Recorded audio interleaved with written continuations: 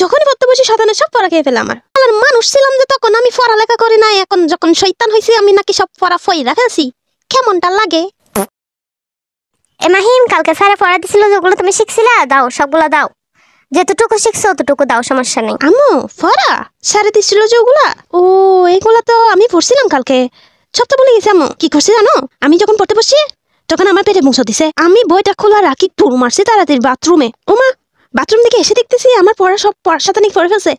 ওমা, দেখতেছি পড়া একটাও নাই, সবগুলো শয়তানে পড়ে ফেলছে।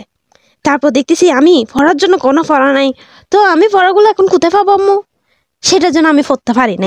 শালার মানুষ ছিলাম যে তখন আমি পড়ালেখা করি না, এখন যখন শয়তান হইছি আমি নাকি সব পড়া ফইরা ফেলছি। কেমনটা লাগে? কিরকম শতানে ফড়া খাই ফেলছে?